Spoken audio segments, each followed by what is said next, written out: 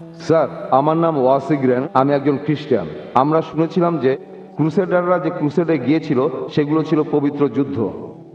আমি একজন খ্রিস্টান স্যার, একজন সাংবাদিক। আমরা জানতাম যে ক্রুসেডাররা যে ক্রুসেডে গিয়েছিল সেগুলো ছিল পবিত্র যুদ্ধ।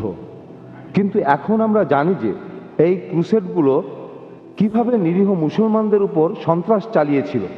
এভাবে কি বলা যায় না যে এই ক্রুসেড থেকেই ধর্মীয় সন্ত্রাসের শুরু? আসলে সত্যি কথা বলতে মুসলমানদের উপর তারা হাজার বছর ধরে নির্মম নিষ্ঠুর সন্ত্রাস চালাচ্ছে, আর এখন তারাই মুসলমানদেরকে সন্ত্রাসী বলছে। ইউরোপিয়ান আর আমেরিকানরা ক্রুসেডকে পবিত্র যুদ্ধ আর ধর্মপ্রাণ মুসলমানদেরকে সন্ত্রাসী বলছে কেন স্যার? প্রশ্নটা আপনি ভালোই করেছেন। উনি একজন খ্রিস্টান, তিনি নিজেই বললেন যে উনি জানতেন ক্রুসেড হচ্ছে পবিত্র যুদ্ধ। আমিও আপনাদের বলেছি মুসলমানেরা এই পবিত্র যুদ্ধকে বলেছে জিহাদ। এক এক জায়গায় এক এক নাম। আর যুদ্ধ যখন ক্রুসেড, তখন মানুষের সামনে এটাকে তুলে ধরা হচ্ছে যে এটা একটা পবিত্র যুদ্ধ। আর তিনি একজন সাংবাদিক, তারপরও তিনি স্বীকার করলেন যে এই ক্রুসেড নিরীহ মুসলমানদের উপর নির্মমভাবে সন্ত্রাস চালিয়েছে। আমি এই সম্পর্কে আগে কিছু বলিনি, কারণ আমি এখানে ইসলাম ধর্মের উপর কথা বলছি, অন্য কোনো ধর্মের উপর কথা বলছি না, কোনো সমালোচনা করছি না, আর করতেও চাই না। আমি শুধু বলছি যে প্রত্যেক ধর্মই শান্তি রক্ষার জন্য যুদ্ধ করার অনুমতি দেয়। আমি অন্য কোনো ধর্মের কথা বলছি না বা কোনো সমালোচনাও করছি না, আর সেটা করার জন্য আমি এখানে আসিওনি। কিন্তু আপনি প্রশ্ন করেছেন, তাই বলতে হচ্ছে হ্যাঁ ভাই, আপনি ঠিকই বলেছেন। এই ক্রুসেডই মুসলমানদের উপরে সন্ত্রাস চালিয়েছে।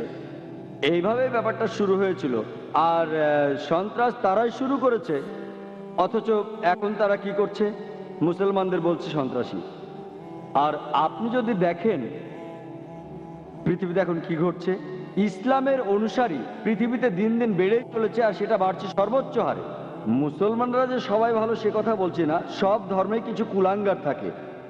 তবে সব মিলিয়ে আপনি বলতে পারবেন না যে মানুষকে তরবারির মুখে কোনো রকম জোর করে ইসলাম গ্রহণ করতে বাধ্য করা হচ্ছে, কোনো দিনও না। বরঞ্চ মুসলমানদের হেনস্থা করা হচ্ছে কারণ আমরা মুসলমান। এই সমস্যার সমাধান আপনি পাবেন যদি আপনি ফিরে যান বাইবেলে দেখবেন যীশু খ্রিস্ট বা ঈসা মসিহ বলেছেন, ম্যাথিউয়ের গসপেলের মধ্যে 5 নম্বর অধ্যায় 40-41 অনুচ্ছেদে এটা লেখা আছে যে যদি কেউ তোমার ডান গালে থাপ্পড় দেয়, বাম গালটা বাড়িয়ে দাও।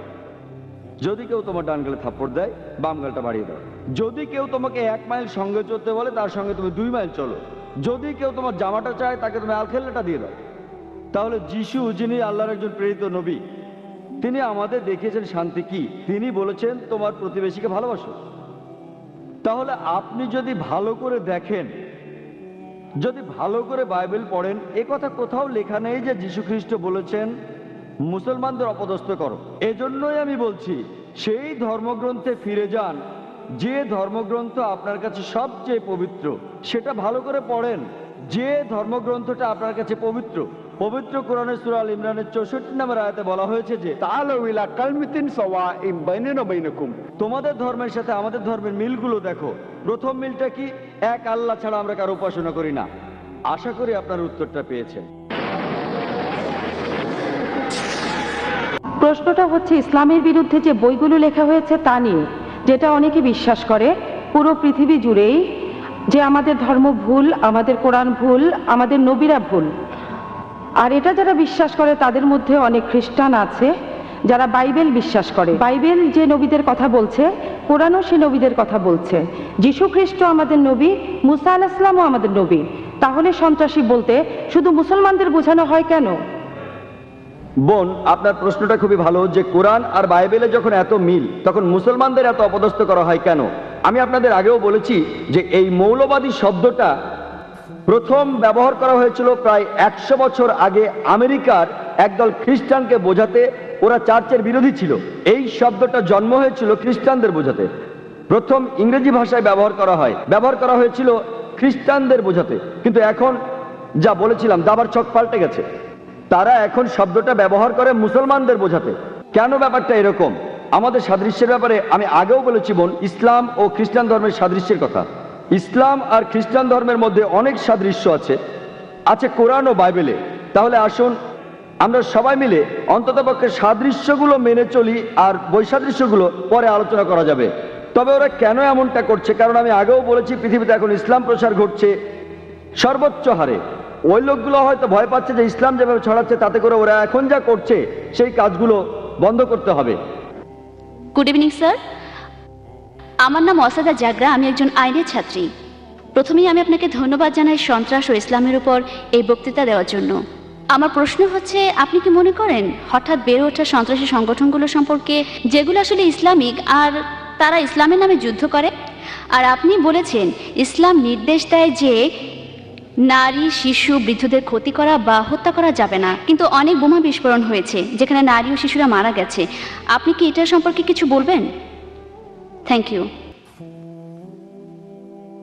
বোন, আপনি খুব প্রাসঙ্গিক প্রশ্ন করেছেন যে এটার কারণ কি সন্ত্রাসী সংগঠনের সংখ্যা বাড়ছে মুসলমানদের মধ্যে। অনেকগুলো বোমা বিস্ফোরণ, আর বিশেষ করে যখন ইসলাম বলে যে আপনি শিশুদের হত্যা করবেন না, এর কারণটা কি? আর এটা খুব সুন্দর একটা প্রশ্ন।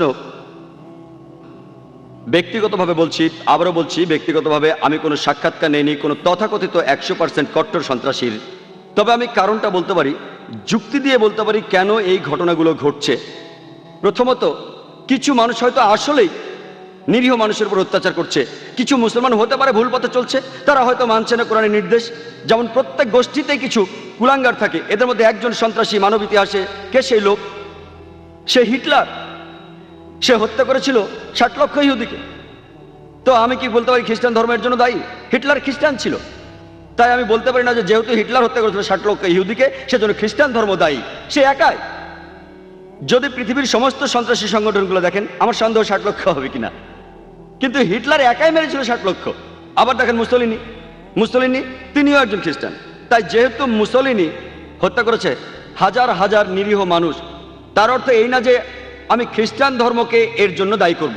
তাই কুলাঙ্গার থাকতে পারে প্রত্যেক ধর্মেই, কুলাঙ্গার, ওরা নিজেদের মুসলমান বলতেই পারে, আর এটা ভুল হতে পারে। 2 নম্বর পয়েন্ট, এটা হতে পারে ওই লোকগুলো হয়রানির শিকার। যদি প্রশ্ন করেন আজকে কোনো ইন্ডিয়ান দেশের স্বাধীনতার জন্য যুদ্ধ করছে না, আপনি কি দেখেছেন কোনো ইন্ডিয়ান স্বাধীনতার জন্য যুদ্ধ করছে? না। কিন্তু 100 বছর আগে অনেকেই করেছেন। তো আপনি যদি প্রশ্ন করেন ভাই জাকের, কেন 100 বছর আগে অনেক ইন্ডিয়ান তাদের স্বাধীনতার জন্য যুদ্ধ করত? কারণ ব্রিটিশ সরকার ইন্ডিয়া শাসন করত। এই কারণেই মানুষ স্বাধীনতার জন্য যুদ্ধ করত। আজকে ব্রিটিশ সরকার চলে গেছে, তাই কেউ আর স্বাধীনতার জন্য যুদ্ধ করছে না। সেজন্য হতে পারে এই মুসলমানরা হয়রানির শিকার হয়েছে, তাদের উপর অন্যায় করা হয়েছে। আর এই ধরনের ঘটনা পৃথিবীর বিভিন্ন জায়গায় ঘটছে, যেমন প্যালেস্টাইন। যদি আপনি ইতিহাস দেখেন তাহলে আপনি সেখানে দেখবেন, যদি আপনি ইতিহাস ঘাটেন আপনি দেখতে পাবেন যে তারা আসলেই হয়রানির শিকার হয়েছে। আর যখন কেউ তাদের সাহায্য করতে আসেনি, তাদের যা ছিল তাই নিয়ে তারা মোকাবেলা করেছে।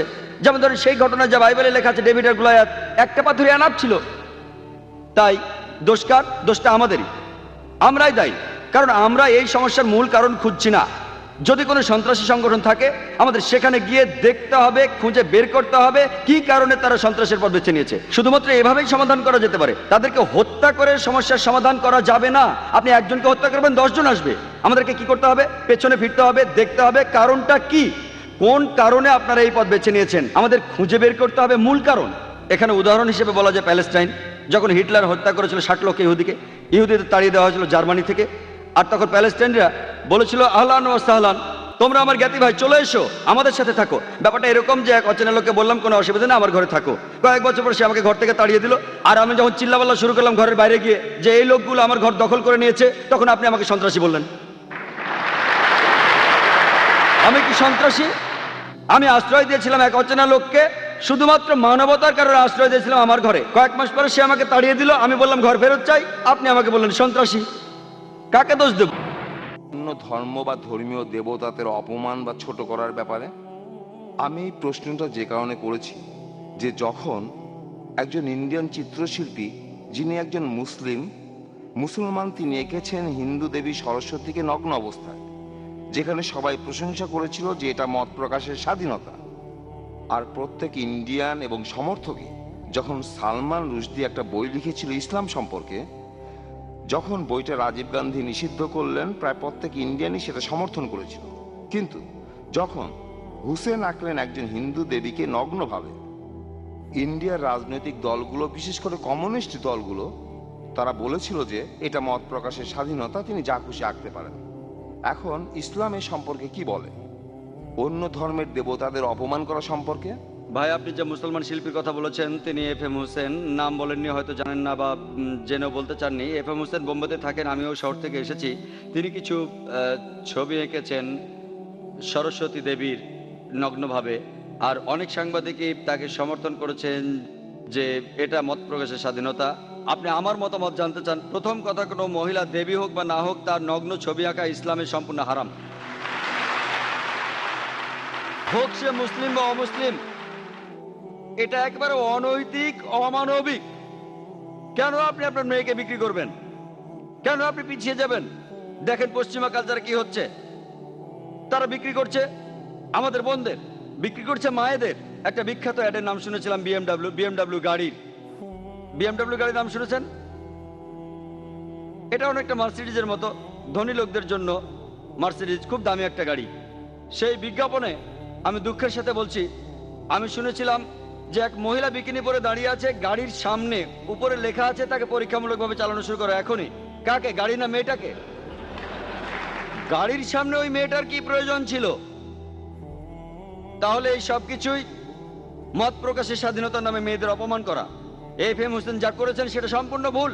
মূল প্রশ্নতে আসি, আপনি কি সমালোচনা করতে পারেন অন্যান্য ধর্মের দেবতাদের?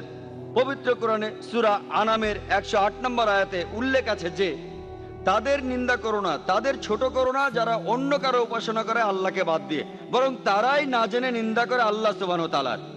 কোরআন বলছে নিন্দা করো না ওই দেবতাদের যারা তাদের উপাসনা করে আল্লাহকে ছাড়া, বরং তারাই না জেনে নিন্দা করে আল্লাহ সুবহানাহু ওয়া তাআলার। তাই ইসলাম ধর্মে এটা নিষিদ্ধ। আরো নিন্দা করা কোন ধর্মের দেবতাকে যদি আপনি তাকে মানেন না, এটা নিষিদ্ধ। একই কথা কোরআনে সূরা আনামের 108 নম্বর আয়াতে বলা হয়েছে। আর এফ.এম. হোসেন যা করেছেন, একটা নগ্ন ছবি এঁকেছেন, এটা ইসলামে সম্পূর্ণ নিষিদ্ধ। আশা করি উত্তরটা পেয়েছেন।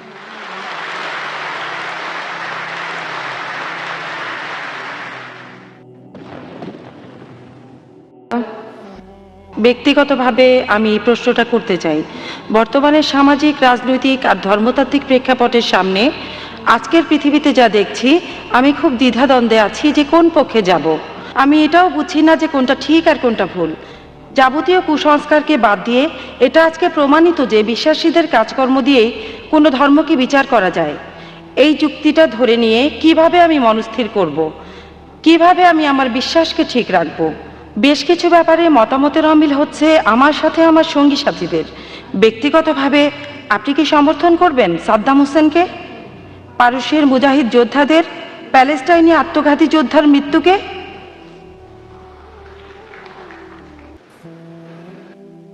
বোন, আপনি প্রশ্ন করেছেন পরস্পর বিরোধী দৃষ্টিভঙ্গি আর চিন্তা ভাবনা নিয়ে।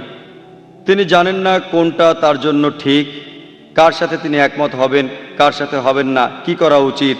তিনি আমাকে প্রশ্ন করেছেন যে আমি সমর্থন করি কিনা যা ঘটেছে প্যালেস্টাইন মুজাহিদদের, যা হয়েছে সাদ্দাম হোসেনের ক্ষেত্রে ইত্যাদি। বোন, আমি আগেও বলেছি অনেক ক্ষেত্রে এগুলো হচ্ছে রাজনীতি। আমি তাই বলি যে সব কিছুর একটা লুকানো কারণ থাকে, কারণ আসলে আমি অনেক দেশে ভ্রমণ করি। আবারও বলি, ঠিক না ভুল আল্লাহ মালুম।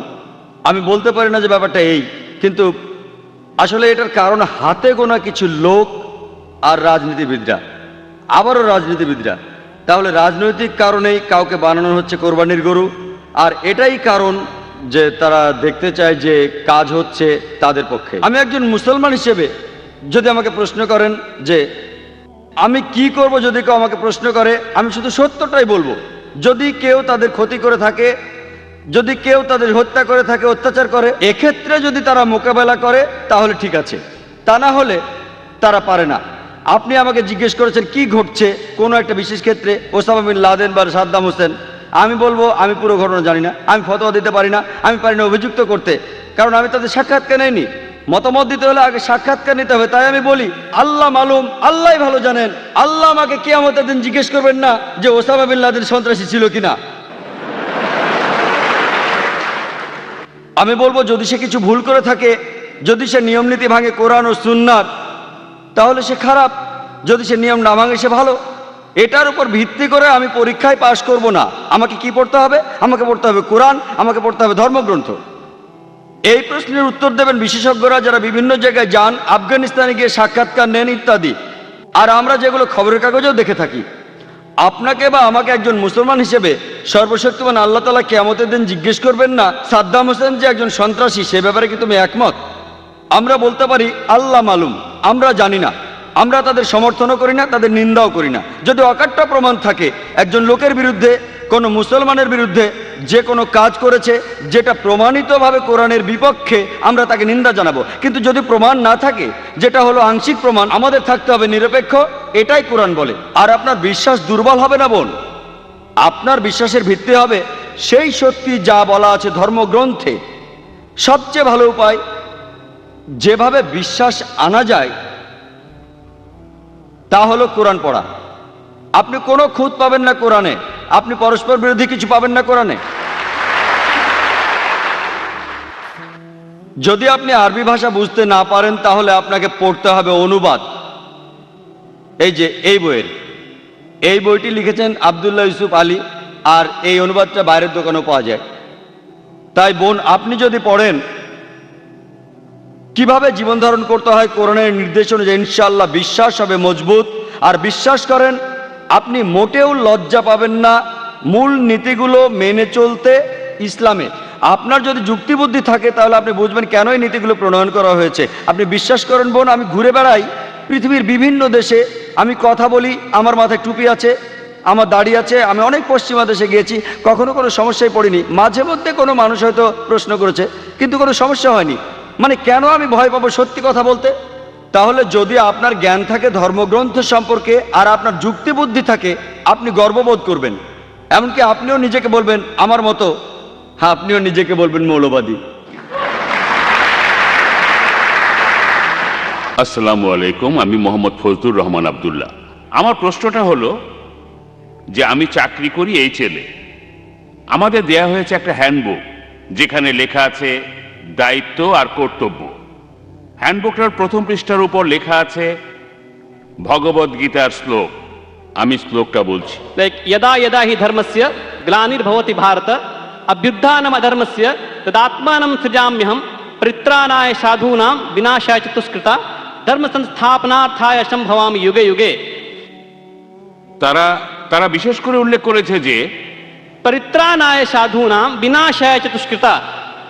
যদি আপনি চান রক্ষা করতে সত্যকে অথবা ভালোকে, আপনাকে দূর করতে হবে খারাপ জিনিসকে, অন্য কোনো উপায় নেই। ঠিক আছে, তারপর আমি বলছি ওই শেষের দিকের শ্লোকটা হলো যে धर्म संस्थापनार्थाय संभवामि युगे युगे। এর অর্থ হলো আমি সব যুগেই, ঈশ্বর বলেছেন যে আমি সব যুগেই পৃথিবীতে আসি, কিন্তু আমাদের বিশ্বাস হলো, আমার হিন্দু ভাইদের বিশ্বাস হলো আমি সব যুগে পৃথিবীতে আসি। আমি বলবো মিস্টার জাকির নায়েককে এটার ব্যাখ্যা করতে, এই যে বিশ্বাসগুলো আমাদের আছে এগুলো ঠিক না ভুল। ধন্যবাদ। আমি আবারও অনুরোধ করছি দর্শক এবং ভলেন্টিয়ারদের, আমরা প্রশ্ন আশা করছি অমুসলিমদের কাছ থেকে, যাতে তাদের ভুল ভাঙাতে পারি। আর তারপর মুসলমানদের কাছে আসব, তারা তো অনেক অনুষ্ঠানে উপস্থিত থাকছেন। আমি চাইবো অমুসলিমরা বেশি করে প্রশ্ন করুন, আপনারা তো সুযোগ পান না প্রত্যেকদিন ইসলামের উপর প্রশ্ন করার। আপনার প্রশ্নে আসি। ভাই যে উদ্ধৃতি দিলেন সেটা আছে ভগবদ গীতার 4th অধ্যায়ে। তিনি উদ্ধৃতি দিয়েছেন, তবে বলেননি কোথা থেকে। সেটা হলো ভগবদ গীতার 4th অধ্যায়। যখনই পৃথিবীতে অধর্ম হয়, অসত্য আসে, মিথ্যে আসে, অরাজকতা আসে, তখনই সর্বশক্তিমান স্রষ্টা পৃথিবীতে আসেন এবং গ্রহণ করেন মানুষের রূপ, অবতার। আর তিনি দেখেন যে অরাজকতা চলছে, যে বিপদ চলছে, যে বিশৃঙ্খলা চলছে পৃথিবীতে, তিনি সব কিছু বন্ধ করতে আসেন অবতার বা মানুষের রূপ নিয়ে। এটা ঠিক, আমরা কি একমত? পার্থক্যটা হলো যে আমরা বলি মুসলমান হিসেবে, আমরা মুসলমানরা কি বলি যে সর্বশক্তিমান আল্লাহ তিনি তার দূত পাঠান। যখনই মানুষ বিপদে যায় সত্য থেকে তিনি দূত পাঠাতে থাকেন। যেমন পবিত্র কোরআনে সূরা ফাতির 24 নম্বর আয়াতে, وإن من أمة إلا خلا فيها النذير। এমন কোন সম্প্রদায় নাই যাহার নিকট সতর্ককারী প্রেরিত হয় নাই। আমরা যা বলি তা হলো সর্বশক্তিমান আল্লাহ দূত পাঠান। যেমন আদম, মুসা, ঈসা, মুহাম্মদ সাল্লাল্লাহু সাল্লাম, তারা সবাই প্রেরিত দূত সর্বশক্তিমান আল্লাহর। হিন্দুরা বিশ্বাস করে অবতারবাদে ঈশ্বর মানুষের রূপ নেন। আমরা বলি প্রেরিত দূত, তারা বলে ঈশ্বর মানুষের রূপ নেন। পার্থক্যটা এখানে। পার্থক্যটা হলো তারা বলে সর্বশক্তিমান ঈশ্বর পৃথিবীতে নেমে আসেন মানুষের রূপে। আমরা এতে একমত না, খ্রিস্টানরাও একমত না, ইসলাম একমত না। যে ব্যাপারে আমরা একমত কিছুটা মিল আছে, যদিও ব্যাপারটার মধ্যে অনেক পার্থক্য, তবে আমরা বলি যে সর্বশক্তিমান আল্লাহ দূত পাঠান, তারা আল্লাহর মনোনীত লোক মানুষকে সত্যের পথে নিয়ে আসার জন্য। আর সর্বশেষ যে দূত পৃথিবীর বুকে এসেছেন তিনি হলেন মহানবী সাল্লাল্লাহু আলাইহি সাল্লাম। এবং আল্লাহ বহু গ্রন্থ পাঠিয়েছেন, আমি নাম ধরে উল্লেখ করতে পারি। যদি আপনি দেখেন সেখানে পাবেন ওল্ড টেস্টামেন্ট, নিউ টেস্টামেন্ট। আমরা মুসলমানরা বলি এটাই শেষ গ্রন্থ সর্বশক্তিমান আল্লাহর।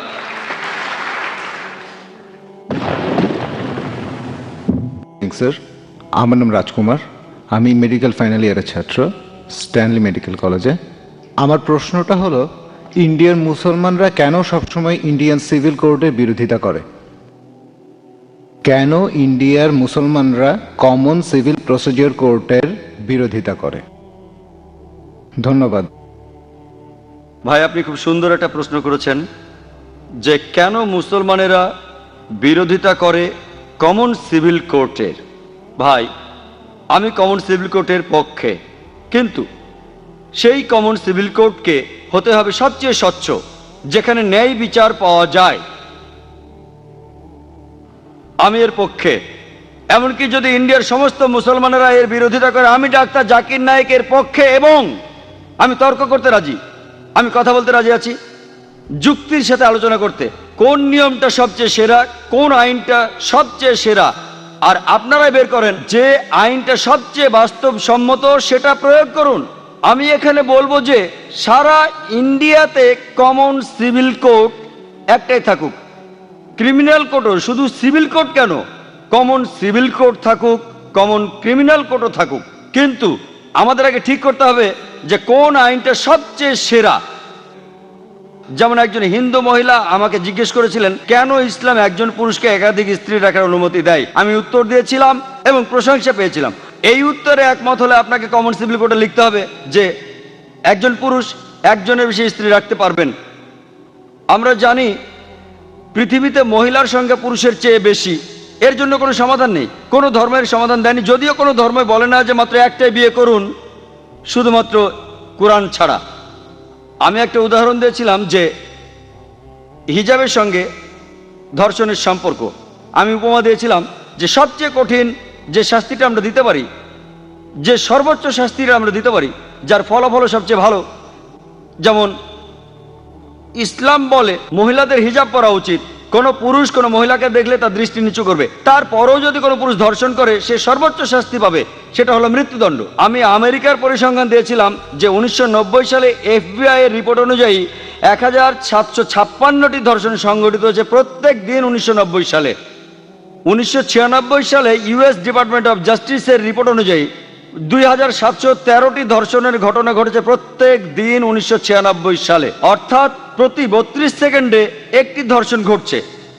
আমরা এখানে যে 2 ঘন্টা ধরে আছি, আমেরিকায় 200-এরও বেশি ধর্ষণের ঘটনা ঘটে গেছে এই সময়ের মধ্যে।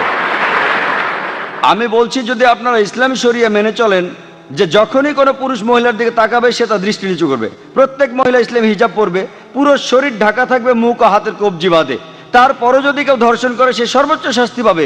আমি একটা প্রশ্ন করছি, ধর্ষণের হার কি তাতে বাড়বে, একই রকম থাকবে নাকি কমে যাবে? এটা কমে যাবে, এটাই বাস্তব আইন। আর আপনারা দেখবেন একটা অনুষ্ঠান দেখিয়েছিল বিবিসিতে, যেখানে বলা হচ্ছিল নাইজেরিয়া সম্পর্কে। তারা ইসলামী শরিয়া প্রয়োগ করেছিল, ধর্ষণের শাস্তি মৃত্যুদণ্ড, আর তখনই ধর্ষণের ঘটনা সেখানে কমে গিয়েছিল।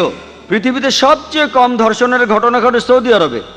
আমি সৌদি আরবের পক্ষে বলছি না, তবে যেটা ভালো তার প্রশংসা করা উচিত। আমি অভিনন্দন জানাই LK আদভানিকে। আমার মনে পড়ছে কয়েক বছর আগে 1999 সালে অক্টোবর মাসে তিনি একটা বিবৃতি দিয়েছিলেন স্বরাষ্ট্রমন্ত্রী হিসেবে যে মৃত্যুদণ্ডই হবে একজন ধর্ষকের শাস্তি। তাকে অভিনন্দন জানাই, তিনি ইসলামের কাছাকাছি এসে গেছেন। হয়তো এর পরে স্বরাষ্ট্রমন্ত্রী বলবেন যে সব মহিলাদের হিজাব পরা উচিত। দোষ আমাদেরই, আমরাই দোষী, আমাদেরই খুঁজে বের করতে হবে এই সমস্যার কারণটা কি। সর্বশক্তিমান আল্লাহ আমাদেরকে বুদ্ধি দিয়েছেন, এমনকি এই শক্তিও দিয়েছেন সবাইকে একত্রিত করার। যদি আপনি মূল কারণটা দেখেন, আপনি জানবেন যে কেন একজন মানুষ মরতে চায়। কে মরতে চায়? কে মরতে চায়?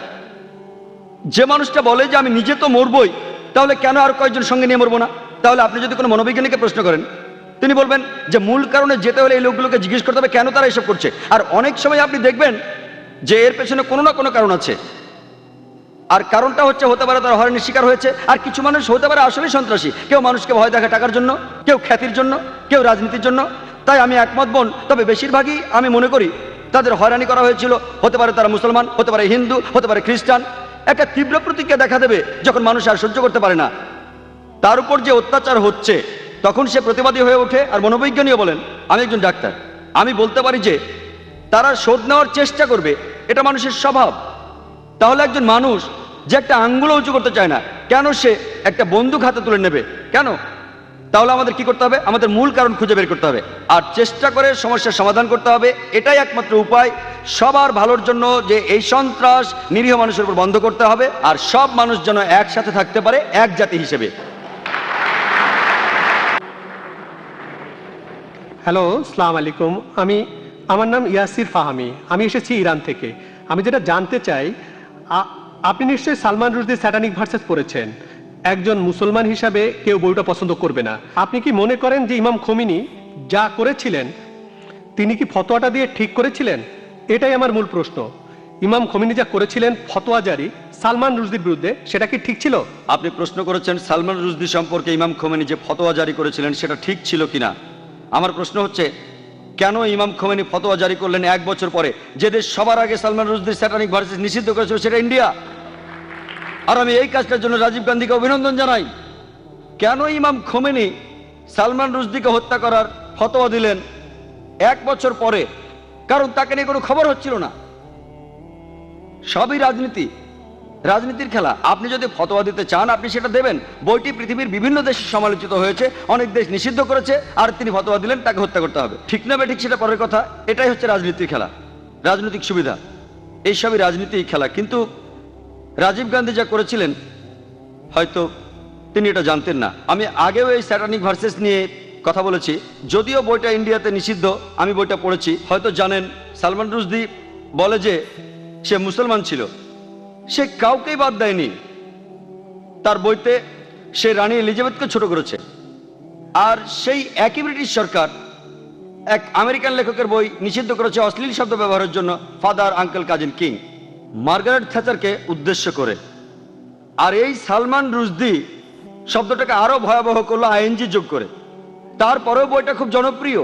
তাহলে একজন আমেরিকান লেখক, তার বইটা নিষিদ্ধ হলো 4টা অক্ষর থ্যাচারকে বলার জন্য, আর এই লোক সালমান রুশদি সেটাকে ভয়াবহ করলো আইএনজি দিয়ে, সেই একই মার্গারেট থ্যাচারকে উদ্দেশ্য করে। কিন্তু সে পেল পুরস্কার কেন?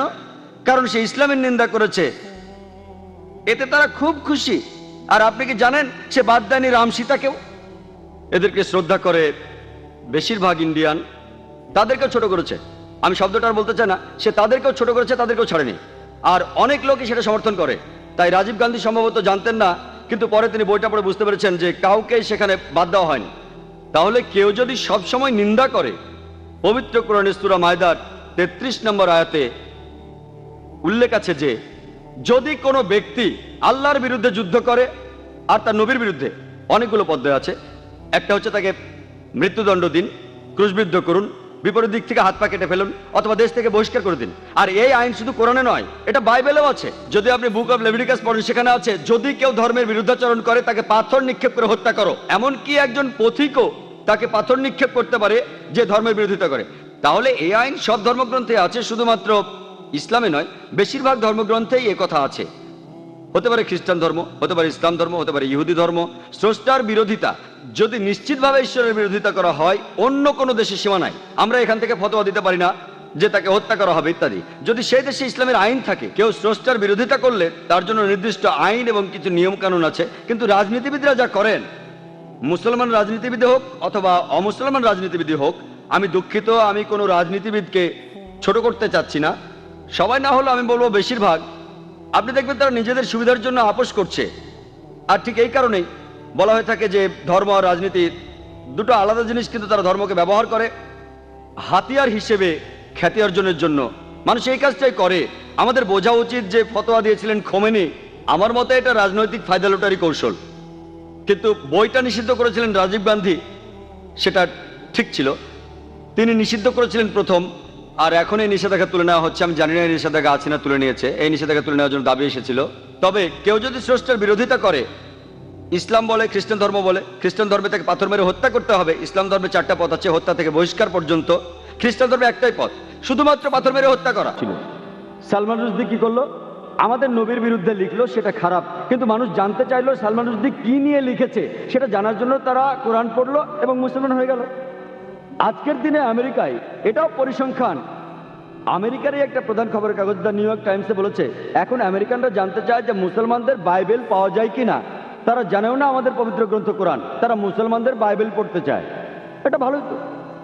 আর যখনই তারা সত্যের মুখোমুখি হবে, যে আয়াতটার কথা আমি তখন বলছিলাম, পবিত্র কোরআনের সূরা ইসরার 81 নম্বর আয়াতে আছে যে وقل جاء الحق وزهق الباطل إن الباطل كان زهوقا।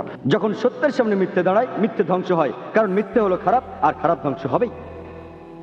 আমাদেরকে ব্যবহার করতে হবে বুদ্ধির তরবারি, যুক্তির তরবারি, যেটা মানুষের মন জয় করে। আর আল্লাহ সুবহানাহু ওয়া তাআলা মহান স্রষ্টা, তিনি প্রতিজ্ঞা করেছেন কোরআনে 3 বার বিভিন্ন জায়গায় তিনি বলেছেন। সূরা তাওবার মধ্যে তিনি বলেছেন 33 নম্বর আয়াতে, সূরা সাফের মধ্যে তিনি বলেছেন 9 নম্বর আয়াতে, সূরা ফাত্তার 28 নম্বর আয়াতে তিনি বলেছেন। এই কথাগুলো তিনি 3 জায়গায় একইভাবে বলেছেন। هو الذي أرسل رسوله بالهدى والدين الحق ليظهره على الدين كله ولو كره المشركون। আল্লাহ তার দূত পাঠিয়েছেন পথ নির্দেশ আর সত্যের ধর্ম দিয়ে, যে ধর্ম অন্য সব ধর্মের উপরে, আর ইসলাম ধর্ম হচ্ছে অন্য সব ধর্মের উপরে। এবং আল্লাহ বলেন অবিশ্বাসীরাও এই ধর্ম পছন্দ করে। আর সূরা ফাতার 28 নম্বর আয়াতে আল্লাহ আরো বলেছেন وكفى بالله شهيدا and enough is Allah as a witness। আমি কথা শেষ করার আগে ইসলামের জিহাদ এবং টেররিজম সম্পর্কে একটা উদ্ধৃতি দিতে চাই, যেটা বলেছেন ডক্টর জোসেফ অ্যাডাম পিয়ারসন। তিনি বলেছেন লোকে দুশ্চিন্তা করে যে কোনো একদিন পারমাণবিক বোমা চলে যাবে সরাসরি আরবদের হাতে। তারা বুঝতে পারে না যে ইসলামের বোমা অনেক আগেই পৃথিবীতে পড়েছে, সেদিন পড়েছে যেদিন হযরত মুহাম্মদ সাল্লাল্লাহু আলাইহি ওয়াসাল্লাম জন্মগ্রহণ করেছেন। ওয়া আখিরি দাওয়ানা আলহামদুলিল্লাহি রাব্বিল আলামিন।